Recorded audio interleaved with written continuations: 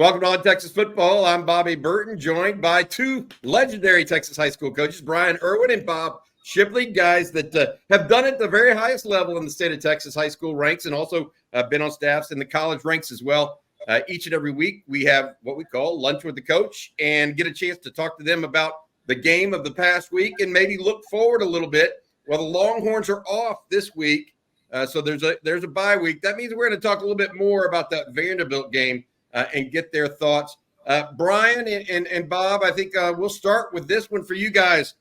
Bryan, you excited or happy with the win in Vanderbilt, the way the Longhorns played? Yeah, I am. Just win, baby. Win and you got a chance. And that's what, Bob knows. I mean, this is like Texas high school football is great. It's get in the playoffs, and I feel like we're in the playoffs right now. I feel like the playoffs are here. And when we used to always tell our guys, hey, win, and you got a chance. We know we win, we're going to advance. And if we can win, we got a chance for the big one. And we know what the big one is here with what we're talking about, whether it's a chance at the SEC championship or then eventually, a chance to get in that top 12 and have a legitimate chance to win a national championship. And we've got a legitimate chance if we can put ourselves in that position. The other thing that I love about this is I'm so proud of how hard our guys played, the emotion, the energy, the fight, because what we've been through, Texas OU, the State Fair, we know that game is draining. It's mentally draining. It's emotional every single year. And we have a hard enough time just coming back off of that game. Then we had to turn around and get after Georgia at home. The whole nation's watching. Just a huge emotional game, and then turn back around, play Vandy at Vandy in front of 30,000 fans or whatever it was. All that plays into the emotional side of the game. So I am so proud of how hard our guys played, the emotion that they played with, the fight that they played with, and just coming back off that Texas, OU, the Georgia, and then getting to Vandy and finding a way to win the football game. Bob, I completely agree. And Sark said that on Monday. He's like, look, physically we passed the test, but we passed it mentally just as much. And he also mentioned this, 9 straight road wins for the Longhorns under Steve Sarkisian now. He feels like he's turned the corner. Bob, what'd you think of the game on the whole and the mental aspect of the Longhorns on Saturday? Well, you went on the road against a top 25 SEC team. What I don't understand why people have a hard time dealing with that. It took Vanderbilt a little less time to get to that level than it did the Texas Longhorns through a decade of mediocrity. But they're a good football team. And I'm so proud of Quinn Ewers. I mean, he could have folded his tent after that first drive interception. Never fazed him. He came out, I thought, played a great game. They have a very gritty quarterback. Vandy does. I feel like he's a difference maker, obviously, at any level he plays in. I don't know whether he can translate that to the next level, but he's a dang good college quarterback who knows how to win and knows how to fight, and he's just scrappy. And I love quarterbacks like that. I love guys like that who just find freaking a way to win or keep you in the game. And he did that. And so it's not so much about what we did bad as it is what they did great. The game went just like they wanted it to go, just like they hoped it would go, just like they planned to go. I saw a lot more blitzing than I'd seen from them. That comes from the Georgia film, I think. We're going to have to do a better job of picking that up. Offensive line obviously has some more work to do, but for an open week, it's a great time to go back to fundamental one-on-one pass protection, feet. When you have guys that continue to have holding penalties, it's usually because they're being lazy. It's usually because they're out of position. They're not moving their feet. They're tired. They're trying to, and refs will tell you, if you're holding what we call the handlebars, which is the shoulder pads, they're not going to call that. But when they see a guy trying to get away from you and they see his jersey being stretched and you hold him back, they're going to call that every time in the SEC, every time. That's their definition of holding. Is a guy actively trying to get away from you and I can see the jersey being pulled by you, that's holding. or, of course, when you just mug them. But they're going to call that in the SEC, and we have to address that. We have to take care of it. And to me, it's about footwork. It's about being lazy and not having your body in the right position. It was a win after 2 really tough, emotional games. It was a good win against a good football team who's going to continue to surprise people the rest of the season, in my opinion. Guys, the thought process, you mentioned Quinn Ewers, and I want to talk about him for a little bit. Bob, you were pretty effusive there, saying that the resiliency he showed. Look, he could have had his dauber down after that first interception, and it could have been Katie bar the door, could have just, imploded on him, essentially. But then he goes out and completes 17 straight. The issue that a lot of fans have, and I don't necessarily think this is right, and I'm going to ask you this, Bryan, is, he's throwing it to the sideline, or these are short passes. These are things that, aren't real difficult throws, and Sark's not giving the big play offense. What is your response to that argument from Texas fans, Bryan? I think the quarterback's job is to take what they give you, plain and simple. If that's what they're giving you, that's what you take. But you got to take what they give you. Where quarterbacks get in a bind is when they start trying to force things into spots that they're not really giving you. And so what Quinn did, he was taking what they gave him.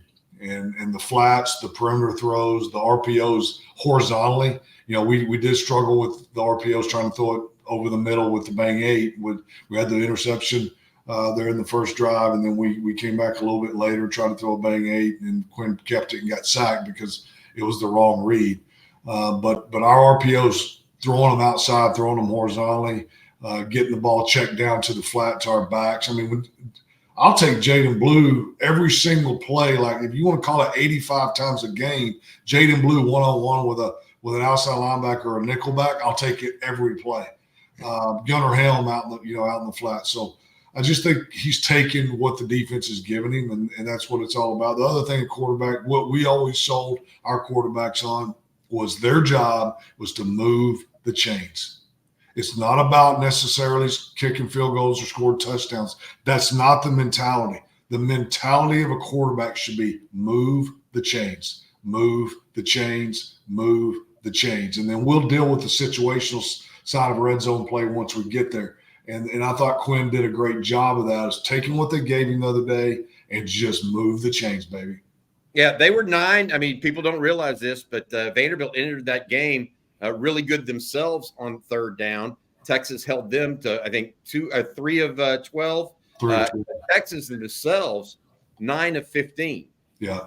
So Texas actually led Vanderbilt in time of possession when that's a total flip of the script. I had that note down too, Bobby. Who would have ever thought we'd have won time of possession?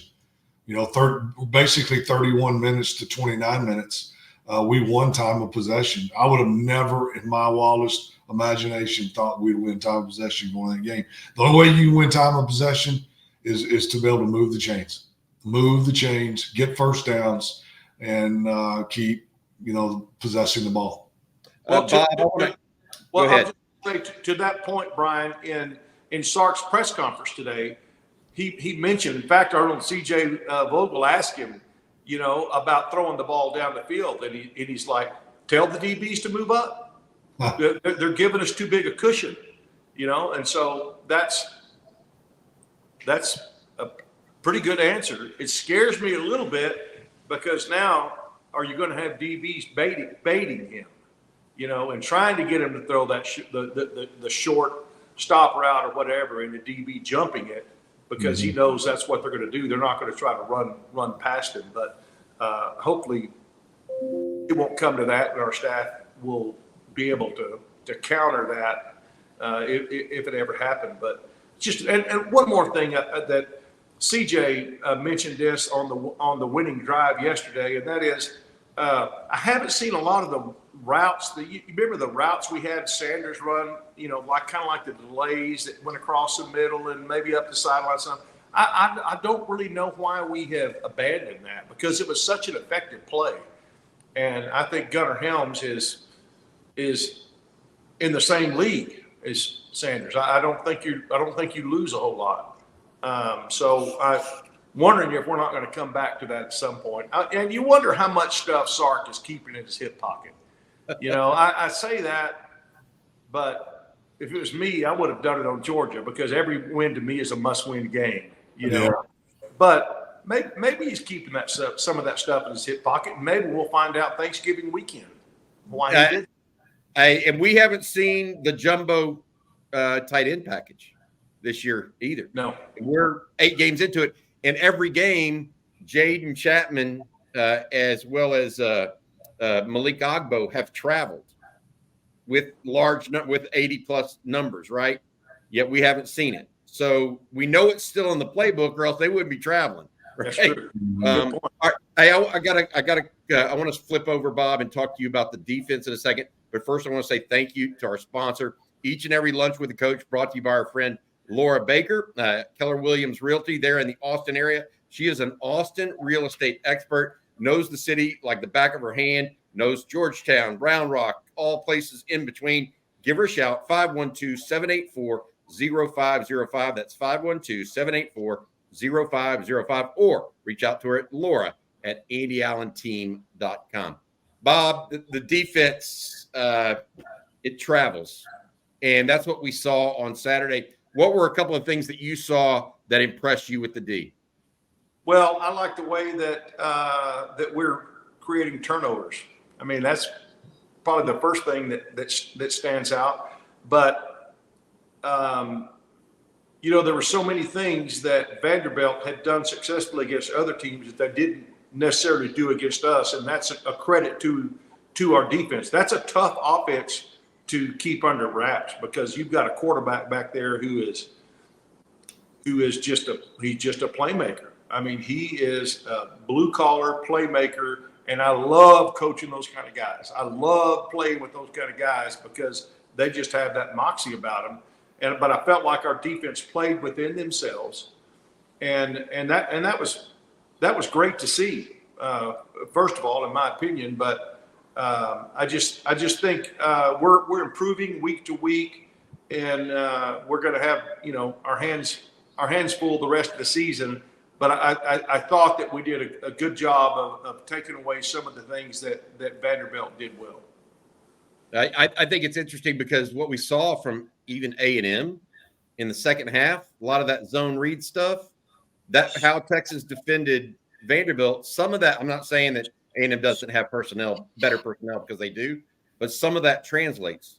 Some of that will translate when they play Arkansas as well. Bryan, what did you see from the defense on Saturday? There's a lot of names I'd written down that I'm like, this guy played good, and this guy, I keep getting impressed with this guy. Janae Barron and of course Michael Taff. I mean, but Jelani McDonald, when the second play of the game, he shows up. I'm like, wow, okay, he's got to do this one more time to really impress me. And then like 2 plays later, he does it again. He's flying. He's a great tackler. He's powerful. He's explosive. He'll strike you. I'm like, oh, this cat is the real deal, and it's like, we were talking kind of pregame, Bobby, this kind of guy you bring off your JV squad and bring them up to varsity, and all of a sudden they start showing out. So that's how much depth we've got. And I was just very, very impressed with him. But, then I stopped writing names down because I'm like, that's not fair. It's not fair to write names down. They're all playing very, very fast, tough. They're playing with a high level of execution. The front end's connected to the back end, the inside linebackers. I think about Taft's caused fumble where he punched that thing out and Trey Moore recovered it. I rewound it like 15 times because I was so impressed with that play. But do you know who Taft would probably tell you who really made that play? Was LaFowl. Yeah. LaFowl came up and struck that cat down low. And I mean, just a great tackle, struck him. And with the force in which he struck him, he almost lifted him up to just keep him off the ground that far for the ball to come out in time before his calf was down or his knee was down, because that's what we were worried about with the replay, was that some body part was going to be touching before that ball came out. So, golly, we got a lot of guys playing really, really good on defense. The defense travels. D-line's playing great. Our edge guys, Trey Moore, I thought he had a great game, with not only containing the quarterback, and able to compress space and getting pressure on Pavia up the field, yet still keeping contained. And then, some of those little tricky type plays when they were backed up, they tried the shovel pass, and he sniffed that thing out.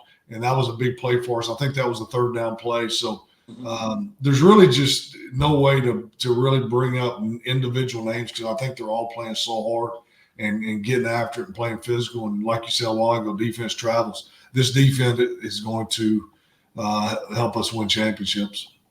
I got to say this. They're smart too.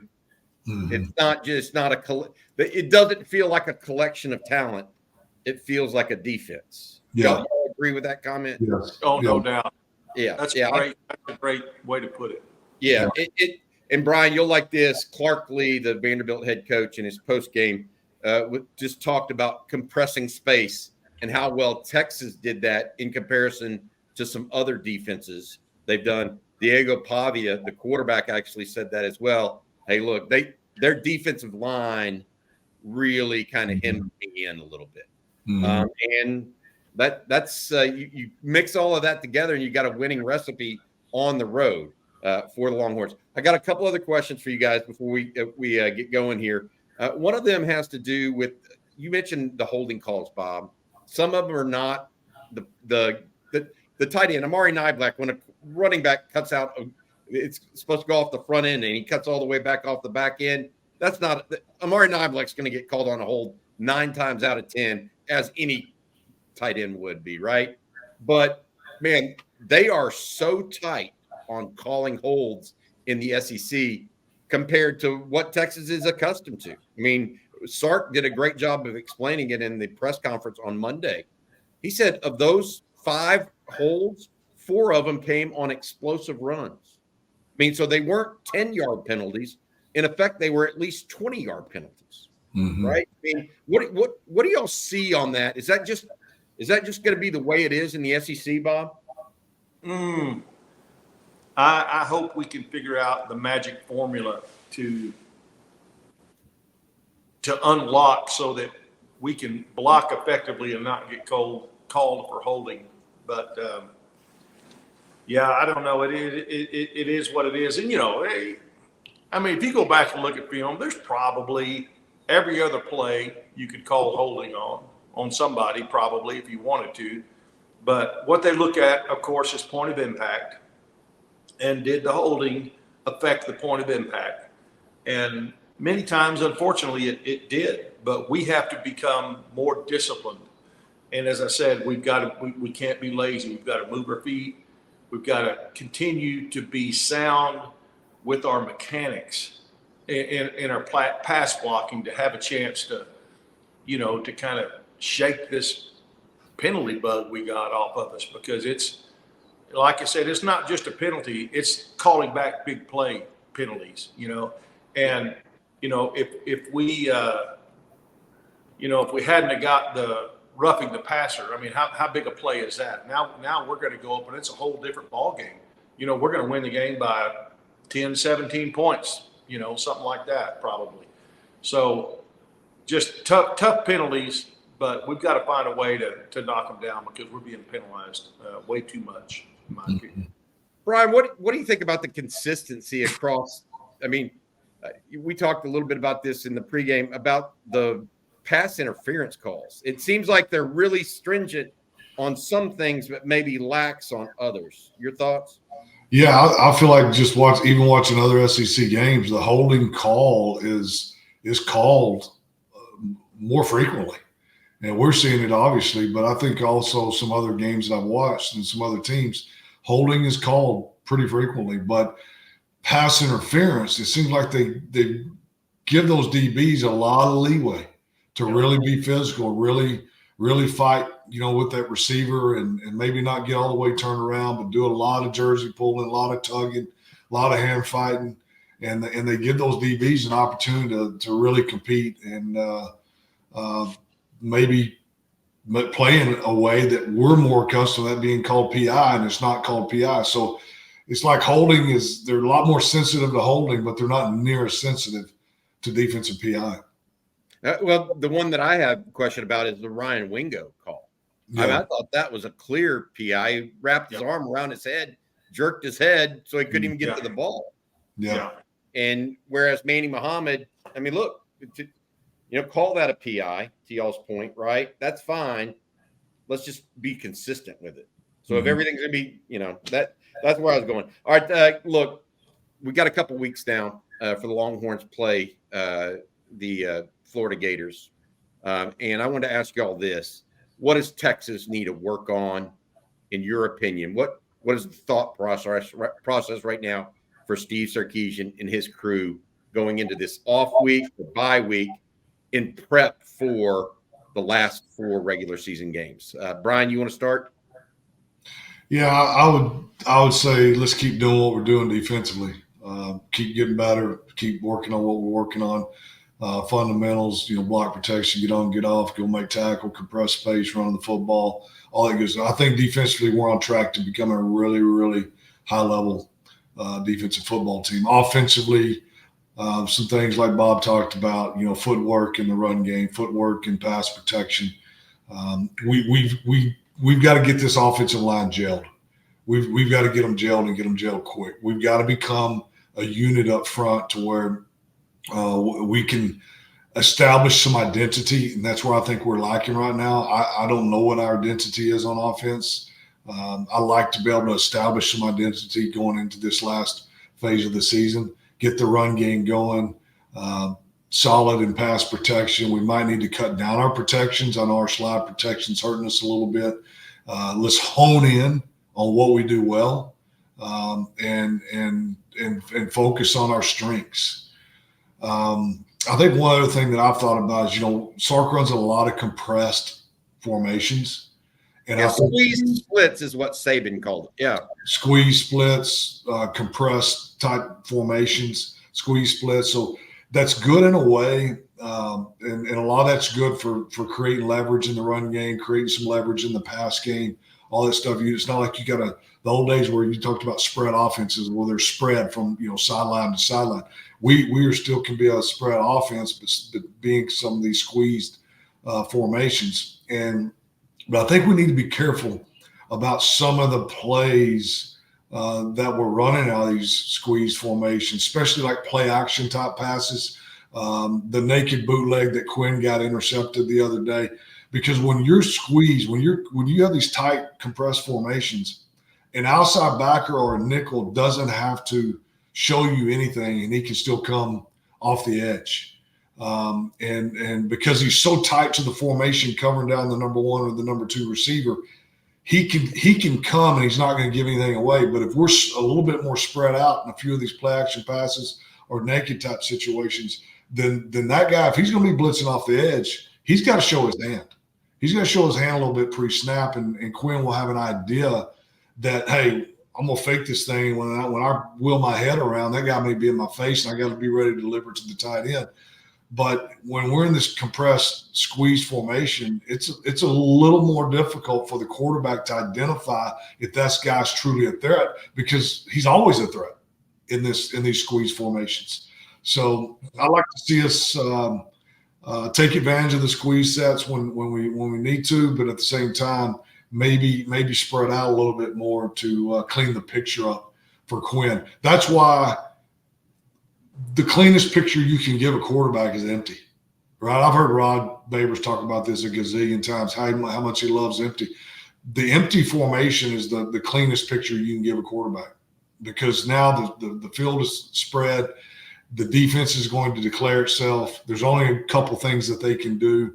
So whatever we can do to clean up the picture for Quinn pre-snap, I think will help us, especially with our play action game and with the threat of guys coming off the edge. Good stuff there, Bryan. What about you, Bob? What do you think the coaches need to work on and maybe think about this week during the bye week? Well, I think you get your GAs to do a whole lot of film breakdown. And as the season started, the talk of this team was the offensive line. All right. And then, so what has happened? Is it defensive schemes? Are we getting, like I said, getting lazy with our feet and with our effort? I have a feeling that anything that you're doing very well, defenses are going to attack that. And they're not going to let you continue to do that. They're going to try to make it as difficult on you as they can. So let's go back and see at what point in the season did things start going south for us, pass protection wise, and why, and what can we do to remedy that? There has to be a remedy, and it could be. And I agree with Bryan 100%. That's one of the reasons that I don't like the tight. I mean, it takes longer for your guys to get open. You've got more blitzers available. You've got more people in the box. You've got to block. I personally don't know that for me and the way I think offensively that it would be the advantages would outweigh the disadvantages. But as the season goes on, and Bryan, you hinted at this, maybe we need to change a few things. We don't need to keep doing what we've been doing. Let's try some empty. Let's try some more, spread stuff.